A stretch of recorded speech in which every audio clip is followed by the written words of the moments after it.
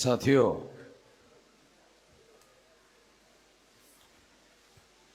भारत मुक्ति मोर्चा के द्वारा कोकण स्तरीय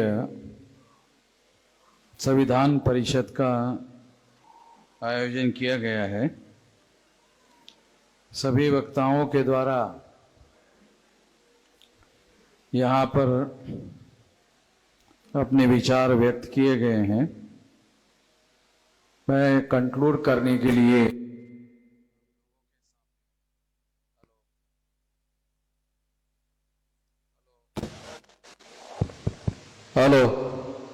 कंक्लूड करने के लिए आप लोगों के सामने उपस्थित हूँ।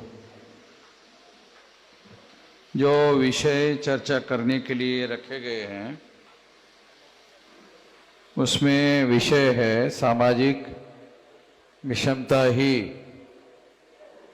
प्रजातंत्र के विनाश के कारणों में से एक प्रमुख कारण है। मुझे इसके बारे में किसी प्रकार का कोई संदेह नहीं है। बाबा साहब आम्बेडकर 22 दिसंबर 1952 को पूना कोर्ट के सामने बार में उन्होंने ये बात कही। दूसरा विषय है भारत के मूल निवासी Bahujan Samaj, SC, ST, OBC और माइनॉरिटी को इकट्ठा आए बगैर उनके सामाजिक, राजनीतिक, आर्थिक समस्याओं का समाधान संभव नहीं है, एक चिंतन। तीसरा विषय है 31 जनवरी 2024 को मुख्य चुनाव आयोग मुख्यालय पर लाखों का मोर्चा क्यों निकाला जा रहा है, एक चर्चा। ऐसे लगभग 3 विषय चर्चा करने के लिए रखे गए हैं। साथियों, 26 जनवरी 1950 को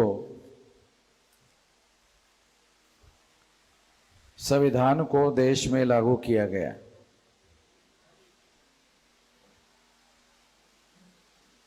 और तब से हमारे देश में संवैधानिक लोकतंत्र लागू है। इस लोकतंत्र के बारे में हमें कुछ बातें जानकारी में होना बहुत जरूरी है। सारे दुनिया में जो लोकतंत्र है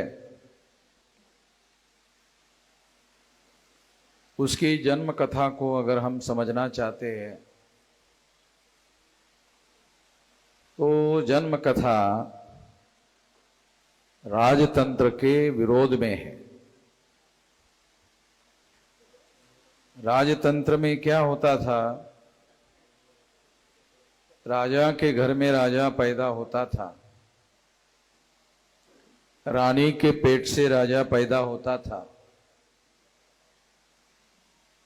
और उसे राजा मान लिया जाता था। ये राजतंत्र का विषय है और इस वजह से लोकतंत्र जो है इसके विरोध में सारे दुनिया में स्थापित नई व्यवस्था है। ये जो व्यवस्था है ये क्या है? सारे दुनिया में जहां भी लोकतंत्र लागू किया गया उस लोकतंत्र में चुनाव होते हैं और चुनाव में जो साधारण लोग हैं उन साधारण लोगों को चुनने का अधिकार दिया गया है, वोट का अधिकार दिया गया है और उनके द्वारा प्रतिनिधि चुने जाते हैं और उन प्रतिनिधियों के द्वारा लोकतंत्र को चलाया जाता है। इस वजह से इसे लोकतंत्र कहा जाता है। यानी लोकतंत्र जो है इसको व्यावहारिक लोकतंत्र में रूपांतरित करने के लिए चुनाव प्रणाली को अपनाया गया है। यानी चुनाव प्रणाली को रिप्रेजेंटेटिव चुनने के लिए अपनाया गया है। अगर हम लोग भारत के लोकतंत्र के इतिहास का अध्ययन करें तो जब से भारत में लोकतांत्रिक सरकार आई तो 1950 से आगे अगर हम लोग देखें तो लगभग 77 तक 77 तक देश में वन पार्टी रूल था कांग्रेस का, और 77 में पहली बार जनता पार्टी की सरकार आई और कांग्रेस का वन पार्टी रूल समाप्त हो गया।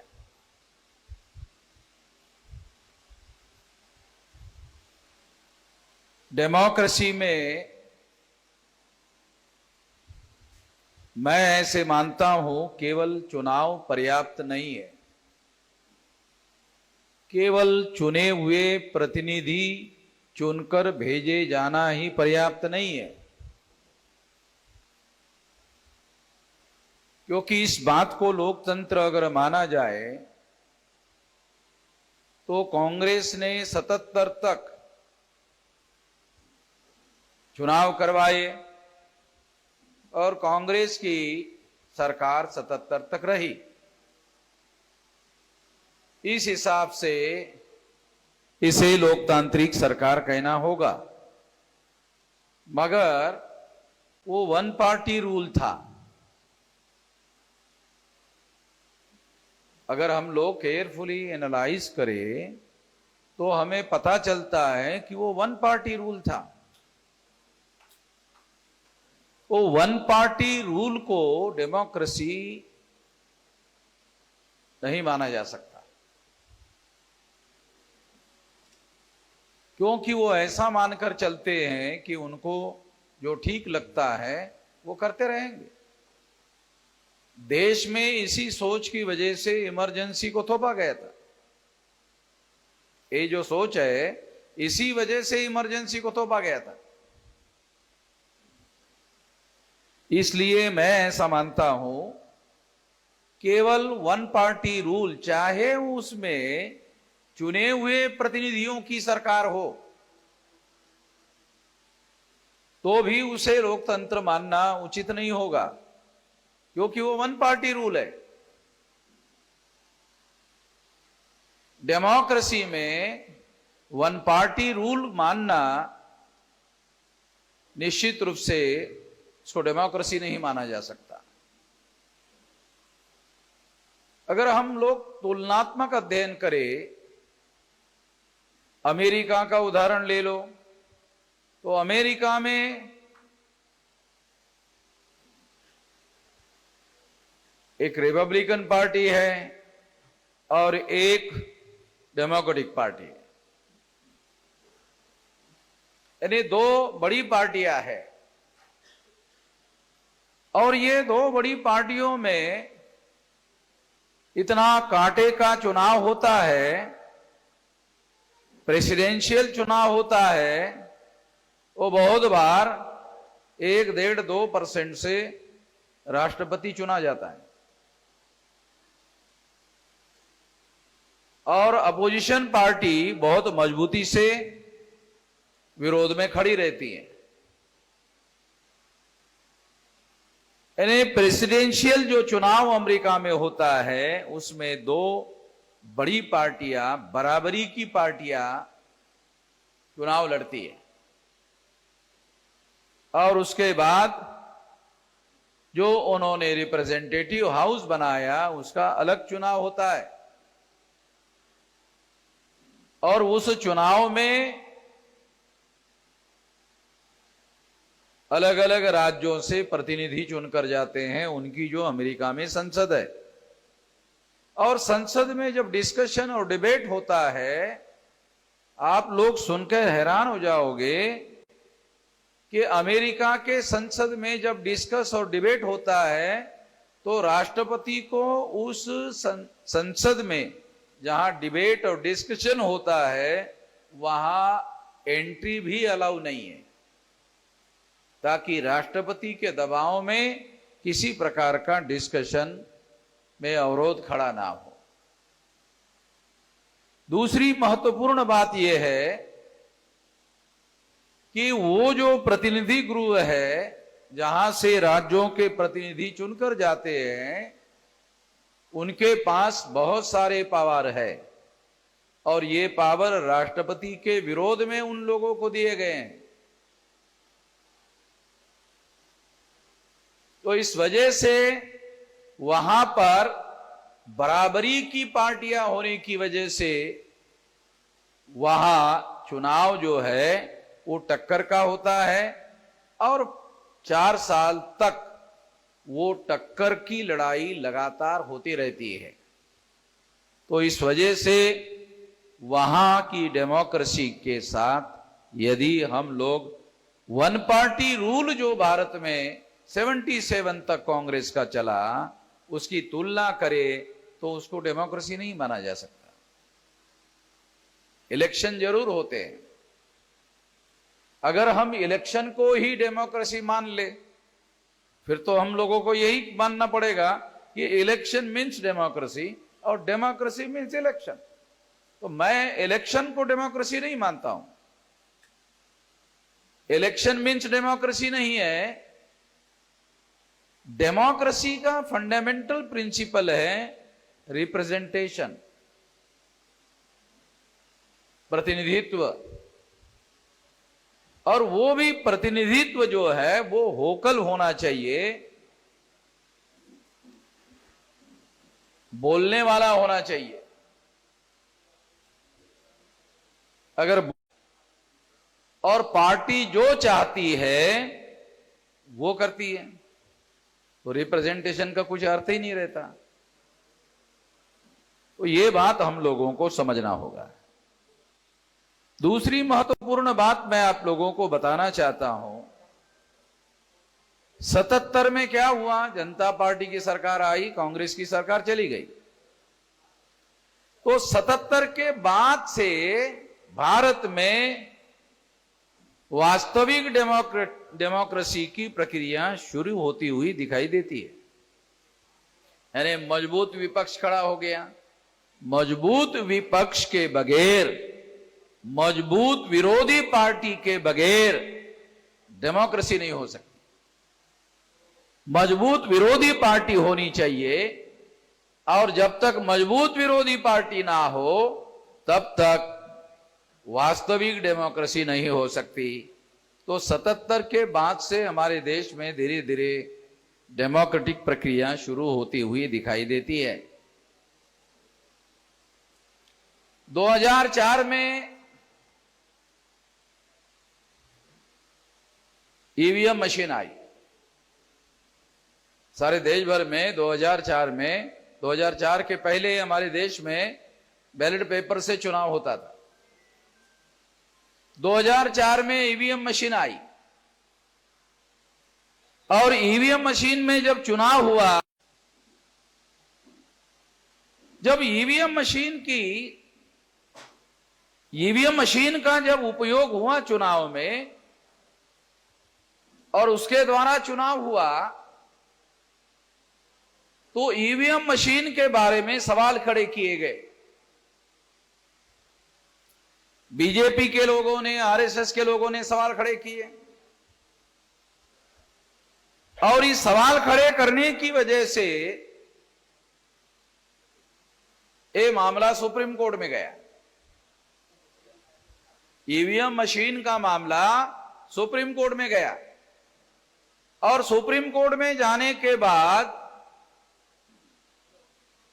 सुप्रीम कोर्ट ने 8 अक्टूबर 2013 को निर्णय दिया।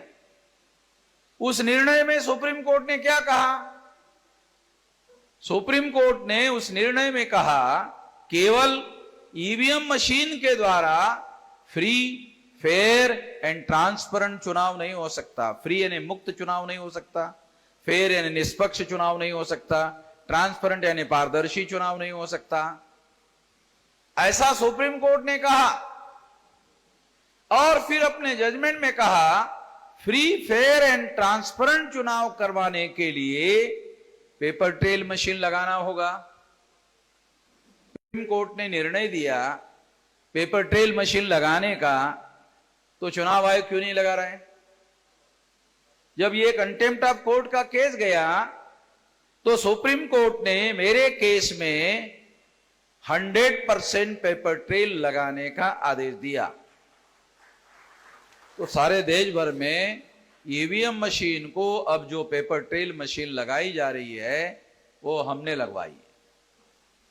पेपर ट्रेल मशीन हमने लगवाई। अब पेपर ट्रेल मशीन हमने लगवाई, पेपर ट्रेल मशीन लगाने के बाद, क्योंकि ये सारा रिप्रेजेंटेशन के साथ जुड़ा हुआ मामला है, जब तक रिप्रेजेंटेटिव डेमोक्रेसी नहीं होगी तब तक वास्तविक डेमोक्रेसी नहीं हो सकती। तो इसलिए पेपर ट्रेल मशीन लगाने के बारे में हमने लड़ाई लड़ी और पेपर ट्रेल मशीन लगाने का आदेश दिया गया। अब पेपर ट्रेल मशीन लग गई, मगर पेपर ट्रेल मशीन का अब दो जगह चुनाव हो रहा है। एक ईवीएम मशीन में आप जो वोट डालते हो वो ईवीएम मशीन में वोट जाता है।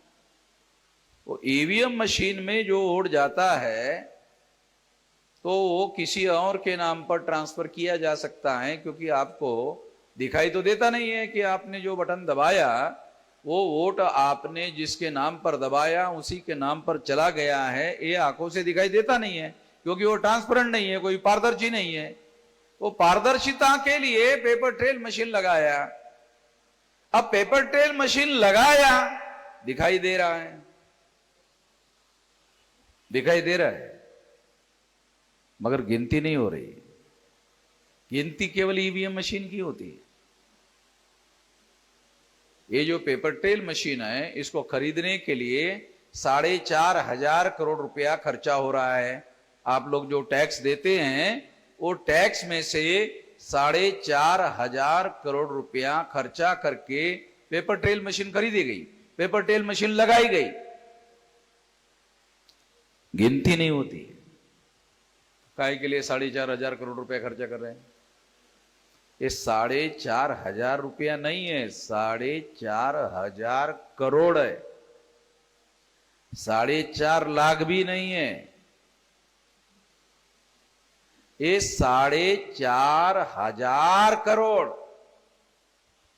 इतने 1,000 करोड़ रुपया खर्चा करके मशीन लाई गई पेपर ट्रेल, और उस पेपर ट्रेल से जो कागज के वोट कट कर बैलेट बॉक्स में गिरते हैं वो काय के लिए गिरते हैं? जब ईवीएम मशीन की ही गिनती करते हो तो वो कागज के टुकड़े बैलेट बॉक्स में गिर रहे हैं, वो काय के लिए गिरा रहे हो?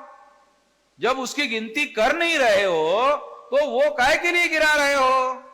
4,500 करोड़ रुपया काय के लिए खर्चा कर रहे हो और वो कागज के टुकड़े काय के लिए गिनती कर रहे हैं, काय के लिए डाल रहे हो वहां, काय के लिए गिरा रहे हो? जब आप गिनती ही नहीं कर रहे हो तो काय के लिए गिरा रहे हो? साथियों, ये बात को ध्यान में रखते हुए 31 जनवरी को हमने इसके लिए दोबारा चुनाव आयोग पर 1 लाख लोगों का मोर्चा लेकर जाने का ऐलान किया। ये क्या कर रहे हो?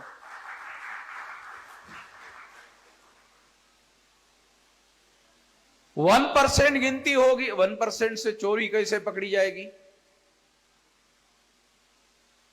जब तक मुकम्मल तरीके से ये गारंटी नहीं दी जाती, जैसे जितने लोगों ने वोट डाला उसमें से 1% की गिनती हो रही है। चलो ठीक है, तो 99% जो लोग वोट डाल रहे हैं उनके वोट का अधिकार भी फंडामेंटल राइट है। तो क्या केवल 1% लोगों के 1% लोगों की जो वोट है उसकी गिनती आप कर रहे हो, केवल उतने ही लोगों का वोट फंडामेंटल राइट है? 99% लोगों का वोट जो है फंडामेंटल राइट नहीं है, उनका वोट भी फंडामेंटल राइट है। वोट फंडामेंटल राइट क्यों होता है? हमारे लोगों को मालूम होना चाहिए कि वोट फंडामेंटल राइट क्यों है। जैसे मैं भाषण कर रहा हूं, मैं अपने विचार अभिव्यक्त कर रहा हूं,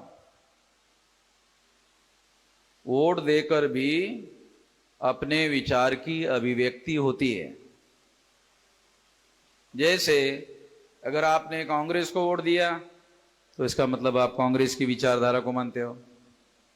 अगर आपने बीजेपी को वोट दिया, माना जाएगा आप बीजेपी की विचारधारा को मानते हैं। अगर आप कांग्रेस और बीजेपी दोनों के विचार के विरोध में वोट दिया तो माना जाएगा कि आप दोनों के विचार के विरोध में आपने वोट दिया। इसका मतलब है विचार की अभिव्यक्ति करने का वोट देकर आप तरीका अपनाते हो, इसलिए वोट देने का अधिकार अभिव्यक्ति का तरीका है। और अभिव्यक्ति की आजादी आर्टिकल 19 के तहत फंडामेंटल राइट है। संविधान का जो आर्टिकल 19 है उसके तहत फंडामेंटल राइट है।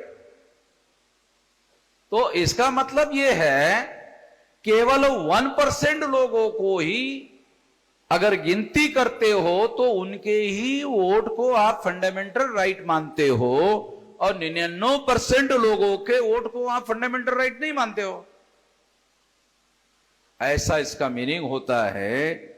इसका वास्तविक उपाय यह है कि ईवीएम मशीन आप बरकरार रखना चाहते हो, रखो। पेपर टेल मशीन लगाया तो पेपर टेल मशीन के जो कागज के टुकड़े गिर रहे हैं उसकी गिनती करो 100%।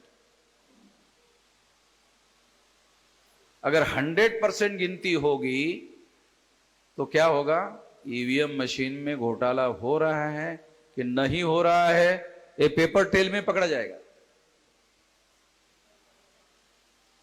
अगर ईवीएम मशीन में घोटाला हुआ, जैसे वाराणसी में नरेंद्र मोदी के चुनाव में ईवीएम मशीन ने 1,87,000 वोट ज्यादा निकाले, कहां से आए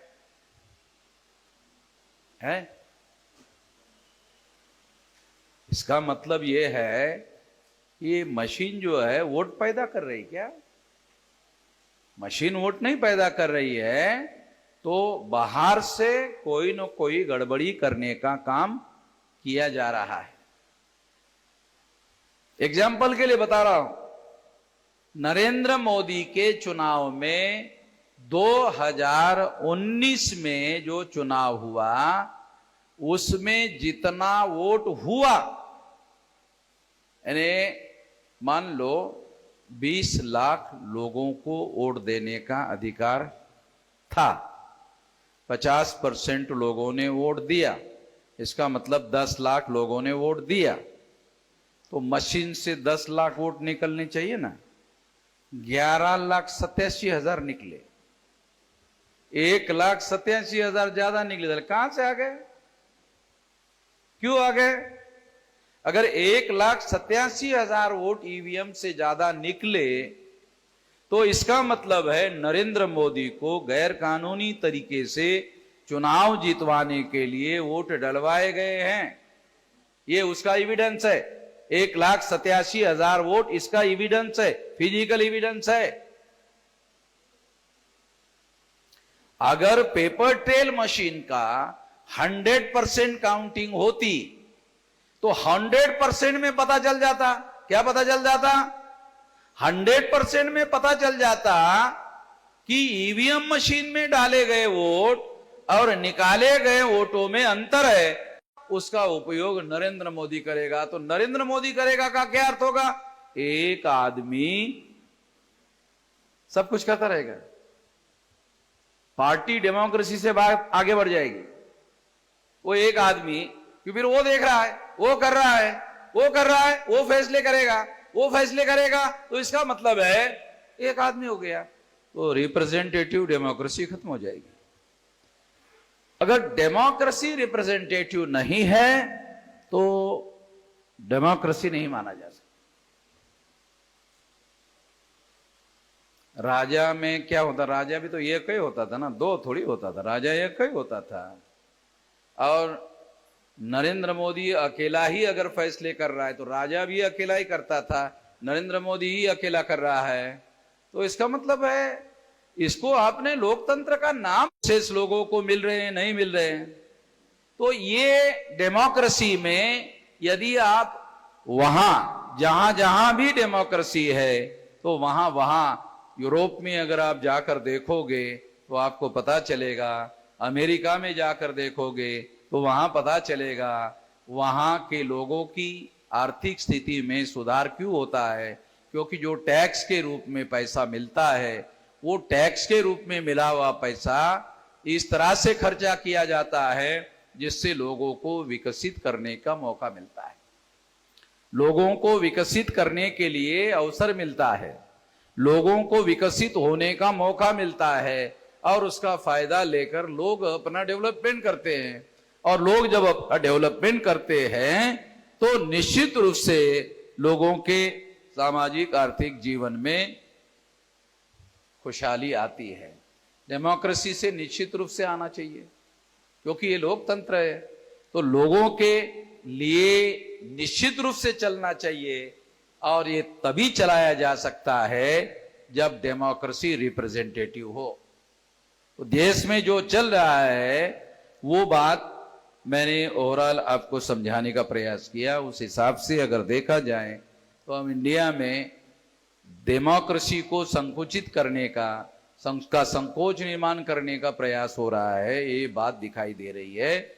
चुनाव में हम लोगों को ज्यादा अहमियत दे रहे हैं, केवल चुनाव में अहमियत दे रहे हैं, चुने हुए प्रतिनिधियों को पार्लियामेंट में या विधानसभा में अहमियत नहीं दे रहे, केवल चुनाव को अहमियत दे रहे हैं, ये दिखाई दे रहा है। ये बात मैंने आपको समझाने का प्रयास किया। मैं आपको दूसरी अभी जो विलास खरात ने आप लोगों को बातें बताई उस रेफरेंस में अपनी राय बता रहा हूं जो बहुत अहम है। वो ये है कि ये ब्राह्मण लोग जो 3.5% लोग हैं जो उन्होंने कहा वो ऐसा क्यों कर रहे हैं,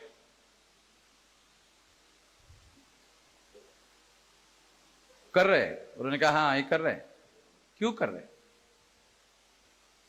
क्योंकि ऐसा करने से उनको हिंदू मुसलमान बनाना संभव होता है। ऐसा करने से हिंदू मुसलमान का डिवाइड करना संभव होता है। जब हिंदू मुसलमान का डिवाइड करना संभव होता है तो कोई अपोजिशन पार्टी नहीं रहती है, मुस्लिम अपोजिशन हो जाता है। मुस्लिम के विरोध में आप लड़ रहे हो तो मुस्लिम अपोजिशन पार्टी हो गई, उसकी पार्टी ही नहीं है मगर वो पार्टी है ही नहीं उसकी पार्टी। मगर जब हिंदू मुसलमान हिंदू मुसलमान हिंदू मुसलमान हिंदू मुसलमान का मामला खड़ा किया जाता है तो क्या होता है, तो वो जो मुस्लिम है वो पार्टी वजूद में ही नहीं है और उसके आधार बनाकर चुनाव होता है। और चुनाव होता है तो जो 3.5% ब्राह्मण हैं वो हिंदू के नाम पर अपने अंदर हिंदू के शब्द में 3.5% ब्राह्मण अपने को छुपा लेते हैं और हिंदू के नाम पर वोट लेकर 3.5% ब्राह्मणों का रूल स्थापित किया जाता है। जो विलास खरात ने बताया वो तरीका 3.5% ब्राह्मणों का राज भारत पर स्थापित किया जा सके इसके लिए किया जा रहा है, ये हमको समझना होगा। अगर मान लो फ्री फेयर एंड ट्रांसपेरेंट चुनाव हो तो 74.5% 5% schedule caste, schedule tribe, backward class के लोग हैं।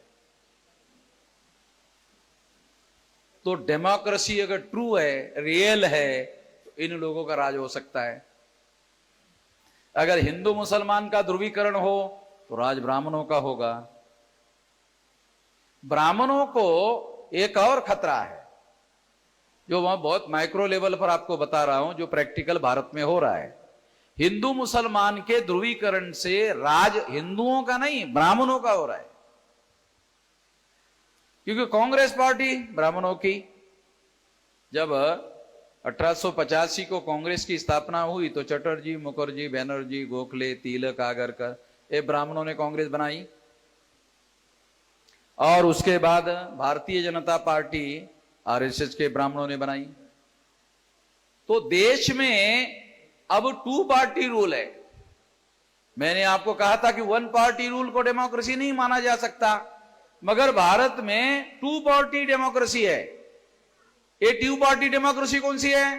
कांग्रेस जाती है तो बीजेपी आती है, बीजेपी जाती है तो कांग्रेस आती है। अरे दुनिया को क्या दिखता है? 2 पार्टी डेमोक्रेसी दिखने में क्या दिख रहा है? ये 2 पार्टी डेमोक्रेसी है। तो 2 पार्टी डेमोक्रेसी को तो कम से कम डेमोक्रेसी मानना चाहिए। मेजराम जी, आप 1 पार्टी को नहीं मानते, 2 पार्टी को तो मानो। ऐसा कह सकते हैं, 2 पार्टी है ना, तो 1 पार्टी रूल को आप डेमोक्रेसी नहीं मानते तो 2 पार्टी रूल हो गया, तो अब इसको तो मानो डेमोक्रेसी।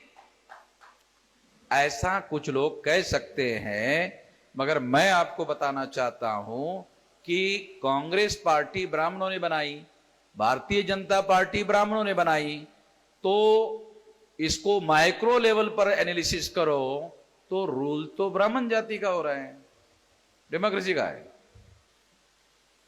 तो हिंदू मुसलमान की थ्योरी ये ब्राह्मणों का रूल स्थापित करने के लिए है, और इस तरीके से देश में माहौल बनाकर, हिंदू मुसलमान का माहौल बनाकर, ये हिंदू मुसलमान का माहौल कांग्रेस के विरोध में नहीं है। आप लोग, कांग्रेस के लोग ऐसा शो करते हैं कि वो उसके विरोध में नहीं है, उनके फेवर में क्या है कि 2 पार्टी रहेगी, उसमें हमारी पार्टी तो रहेगी, कांग्रेस रहेगी।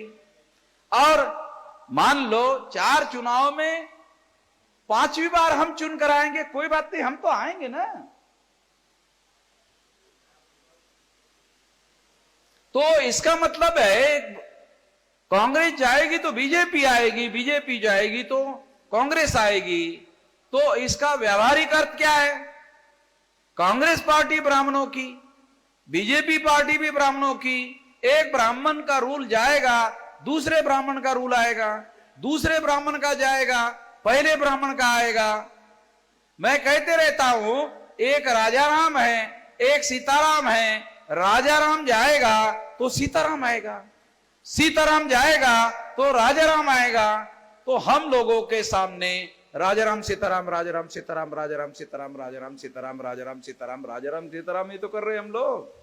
ये भजन गाने के अलावा साला हमारे पास कोई विकल्प है नहीं, यही तो कर रहे हैं हम लोग। और हमको खुशी भी होती है, हमने बीजेपी को हरवा दिया है, कांग्रेस को लाया, हमने कांग्रेस को हरवा दिया है, बीजेपी को लाया। खुशी भी होती है हम लोगों को। और हम लोग झंडे भी निकालते हैं, और वो क्या, वो फुरफुरे भी फोड़ते रहते हैं। हम लोग, हमारे लोग रहते ज्यादा सड़कों पर, उनको भी बहुत ज्यादा खुशी होती है। और वो खुशी 6 महीने से ज्यादा नहीं चलती। 6 महीने के बाद साला यही एक ही है। तो राजाराम सीताराम जब एक ही रहेगा, रूल ब्राह्मणों का रह रहा है, ब्राह्मणों के रूल में परिवर्तन नहीं आ रहा है। अगर ब्राह्मणों के रूल में परिवर्तन नहीं आ रहा है तो डेमोक्रेसी बहुत ज्यादा भयंकर स्थिति में भारत में फंसा दिया गया है। इसको कैसे बदला जाए, ये एक बहुत बड़ा संकट वाला मामला है। मैं आपको निराश करने के लिए नहीं कह रहा हूं, मगर इसके लिए बहुत बड़े क्रांतिकारी आंदोलन की जरूरत है। इतना ज्यादा मामला फंसा हुआ है, क्योंकि इन मुद्दों पर कांग्रेस बीजेपी, बीजेपी कांग्रेस एक है, कोई तीसरी शक्ति का उदय नहीं होना चाहिए, इसके बारे में कंसेंसस है उनका। इसमें वो चेंज और परिवर्तन नहीं होने देना चाहते। तो इसके लिए बहुत भारी आंदोलन की, जन आंदोलन की, बहुत बड़े आंदोलन की जरूरत है। और ये जन आंदोलन जब तक नहीं होगा, इस परिस्थिति में बदलाव होगा ऐसा मुझे नहीं लगता है। इस दिशा में हम लोगों को संगठित शक्ति का निर्माण करना चाहिए और संगठित आंदोलन के लिए आगे बढ़ना चाहिए। यही उपाय है, इसके लिए काम करना चाहिए। इसके लिए हम लोग काम में लगे हुए हैं और 2030 तक संभवतः 6 लाख गांव का आंदोलन खड़ा करने में हम लोग कामयाब हो जाएंगे, ऐसा मेरा यकीन है, ऐसा मेरा विश्वास है। यही बात कहकर अपनी बात समाप्त करना चाहता हूं। धन्यवाद।